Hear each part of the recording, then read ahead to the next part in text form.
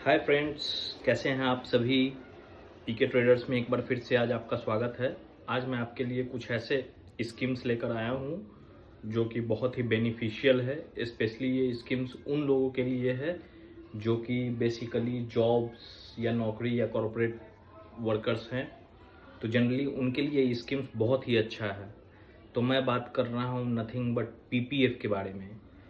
आप सभी को पता होगा कि एक गवर्नमेंट द्वारा बनाया गया एक स्कीम है जिसे हम पब्लिक प्रोविडेंट फंड के नाम से जानते हैं और जिसका शॉर्ट फॉर्म पीपीएफ है।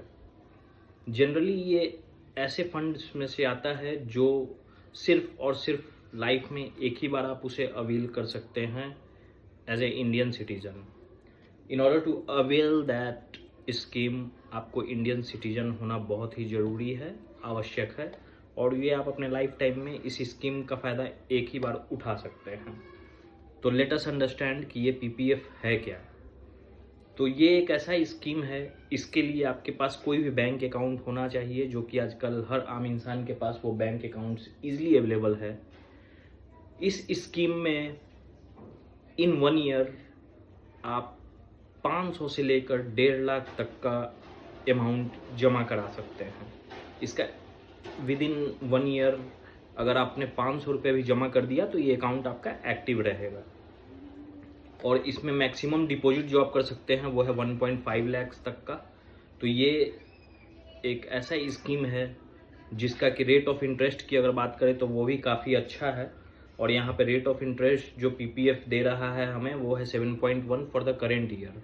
Every year based on the budget review meetings जो होते हैं और बजट में जो फाइनलाइज किया जाता है फाइनेंशियल बजट्स में, बेस्ड ऑन दैट ये परसेंटेज डिसाइड किया जाता है। इस फाइनेंशियल ईयर में ये 7.1% का है, जो कि ठीक ठाक है। अब बात करते हैं इस पर्टिकुलर पब्लिक प्रोविडेंट फंड के बारे में, जिसमें कि आपको इसका जो मेजर जो ड्रॉबैक है कि इसकी लॉकिंग पीरियड काफ़ी लंबी है। ये investment generally long term investment के लिए यूज़ किया जाता है आदमियों के द्वारा। जिनको नहीं नॉलेज है उन्हें मैं बता दूं, पीपीएफ एक बहुत ही अच्छा स्कीम है और ये जनरली लॉन्ग टर्म के लिए है, उन लोगों के लिए जो नौकरी कर रहे हैं या जॉब कर रहे हैं या कॉरपोरेट वर्क्स कर रहे हैं। तो इसकी अगर बात करें हम, तो ये जो है स्कीम, ये 15 ईयर्स का लॉकिंग पीरियड है इस स्कीम का। इसमें लोन का जो फैसिलिटी है वो आप 3rd ईयर से इसको अवेल कर सकते हैं और अप टू 6th ईयर तक ही आप इसमें लोन अगर आपको लेना पड़ा किसी रीज़न बस या किसी ज़रूरत के कारण तो आप उसे ले सकते हैं। तीसरी बात करता हूँ विड्रॉल परमिशेबल की। तो इसका जो विड्रॉल परमिशेबल है वो है 7th ईयर से स्टार्ट होता है। So from 7th financial year you can withdraw. जो भी अमाउंट आप अगर विड्रॉ करना चाहते हैं जो आपने जमा किया है तो उसमें आप 7th ईयर से आप उसे विड्रॉ करा सकते हैं। तीसरा चीज़ ये है कि इसका जो मैच्योरिटी पीरियड है वो है 15 ईयर्स। सो आप सपोज करो आप इस ईयर आपने उसमें 500 जमा किया, मे बी मंथली आप चाह रहे हैं 500 जमा करें तो 6000 आपने जमा किया। मैक्सिमम आप एवरी ईयर 1.5 लाख तक जमा करा सकते हैं। So maximum amount 12,500 per month आप जमा कर सकते हैं।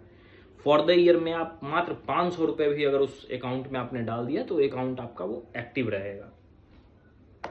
सेकेंड थिंग, अकाउंट का जो मैच्योरिटी के बाद भी सपोज आपने 15 ईयर्स तक उसमें अमाउंट जमा करता रहा through out your 15 years, but आप चाह रहे हैं कि अभी मेरे पास पैसे हैं और मुझे पैसों की ज़रूरत ज़्यादा नहीं है, तो आप उसे फर्दर एक्सटेंड कर सकते हैं। और ये जनरली जो एक्सटेंशन होता है वो ब्लॉक ऑफ 5 में होता है। मीन्स नेक्स्ट 5 ईयर्स के लिए आपने उसे लॉक कर दिया और आप उस पर जमा करते जा रहे हैं। तो that's very easy and common. कई लोग अगर स्टार्टिंग से ही सपोज करो किसी ने 25 साल से ही चालू कर लिया तो 40 ईयर्स में वो कंप्लीट हो गया 15 ईयर्स का locking period. After that also आप उसे 5 ईयर्स के ब्लॉक्स में फ्यूचर में आगे जमा कर सकते हैं। वो बहुत ही अच्छा रिटर्न और एक कॉर्पस अमाउंट बन जाता है। उसका भी कैलकुलेशन मैं आपको आगे वीडियोज़ में बताऊँगा। अब बात कर लेते हैं इसके अकाउंट के फ़ायदे क्या हैं।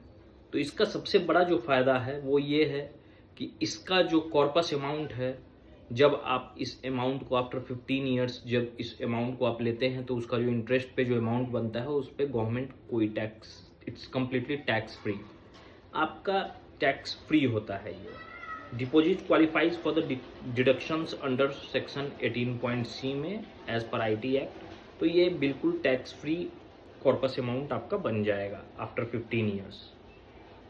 तो आई होप कि आप लोगों को इसके बारे में मैंने कई सारी जानकारियाँ दी, और मैं चाहूँगा कि हर आदमी को एक PPF अकाउंट तो ज़रूर ही रखना चाहिए, क्योंकि गवर्नमेंट जो फ़ायदा हमें दे रही है हमें उस फ़ायदे का यूज़ करना चाहिए।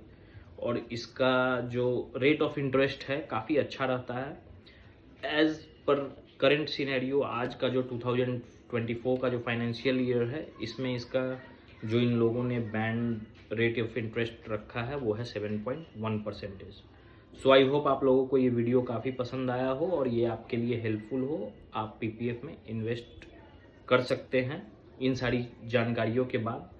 अगर आपको और फर्दर और भी जानकारी चाहिए और भी कैलकुलेशंस देखना है आपका, तो आप मेरे अपकमिंग वीडियोस पे जाकर और चेक कर सकते हैं। इसी के साथ मैं आपको अगर ये वीडियो मेरा पसंद आया हो तो लाइक शेयर एंड सब्सक्राइब जरूर करना। सब्बा खैर, खुदा हाफिज़, गुड नाइट।